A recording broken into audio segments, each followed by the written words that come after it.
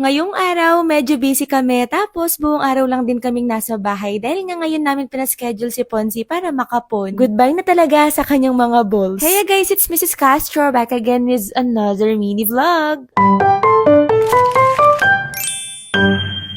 For today's vlog, time check 8 AM nga dyan nung magising kami dahil nga nandito na sila Doc. Kapag kasi nagpapakapon kami ng mga alaga namin, nagpapa-home service na lang din kami. Para na din hindi hassle sa mga fur babies namin at nandito lang sila sa bahay. Dahil nga natapos ng makapon si Amor at saka si Tabi, ngayon nga si Ponzi naman. After nga siyang injectionin, ayan nakatulog na siya tapos nawala na siya ng malay. Male cat nga si Ponzi kaya naman maliit lang din yung incision compare nung kay Amor dahil nga babae si Amor. At habang ino-opera nga tinatanggal yung mga balls ni Ponzi, tignan niyo si Tabi, nakikiisyoso pa dito. Sabi siguro niya, bro, tapos na ako dyan, ikaw naman. Mabilis lang din naman natapos at pagkatapos noon, pinasok na rin naman ulit si Ponzi dito sa kulungan niya. Kung first time yung magpapakapon ng mga alaga niyo, kakabahan kayo kasi tignan niyo itsura nila pagtapos. Yung tipong nakalabas talaga yung dila nila, pero okay lang naman yan sila, wala lang talagang malay. Nung kasi akong first time akong magpakapon ng cat, guys, naku, iniyakan ko talaga si Amor kung napanood niyo yun. Hindi kasi ako sanay na makita silang ganun, yung nangihina, walang malay, tapos nakalabas pa yung dila, na kung kakabahan ka talaga, pero normal lang pala yun. At para din naman sa kanila yon kasi after nilang makapon, tataba sila at masahaba yung buhay. Naku, kung makita nyo lang si Amor ngayon at saka si Tabi, ang tataba after makapon. Tulog pa nga si Ponce dyan, kaya naman ayan, nagtimpla muna ako dito ng kape ni Mr. Castro kasi nagpapatimpla siya. Pagka nagkakape nga to, black coffee lang yan, walang creamer, tapos walang sugar. Kaya ko naman humigop-higop nito, pero hindi ko kayang umubos ng isang tasa niyan, Diyos ko, napakapait. Pero si Mr. Castro as coffee lover, naku, minamani niya lang yan, wala yung pait sa kanya. Habang nagkakape nga kami, ayan ako naman, nagbukas na muna ng mga parcel dito. At after nga niya, nag-work lang kami, may mga finilapan, pinirmahan, at pinasa. At feeling nga namin, hindi na kami makakapagluto ng ulam ngayon dahil nga napakaraming ginagawa at busy talaga tong araw na to. Kaya habang nag-work kami dito sa table na to guys, pinag-uusapan talaga namin dyan kung ano uulamin namin ngayong lunch. Tapos nakapag-decide kami na bumili na lang muna ng lutong ulam. At habang may mga tinatapos kaming trabaho dito sa table na to, binabantayan namin sa gilid si Ponzi. Tinapos na rin naman namin agad to para matutukan din kasi namin siya. Nung una nga nilagay muna namin siya sa kwarto nung wala pa siyang malay at tignan niya naman nung nagkaroon na nagpupumilit ng lumabas. Kaso hindi pa kasi pwede hanggat nandun pa yung anesthesia kasi medyo malikot pa siya. Bumili na nga ng ulam si Mr. Castro dyan habang ako naman naglaba muna dito ng pantalon ko. O diba, ang dami kong pantalon yan kung ano yung nasuot ko na favorite ko, yun ulit yung susuot ko. Meron kasi kaming lakad sa mga susunod na araw. Pagtapos ko ngang maglaba dyan, pumasok ako sa bahay tapos tignan nyo may malay na pala si Ponzi. Eto ngang si Tabi parang kinakamusta siya. Sabi siguro niya ang sakit ng balls mo no?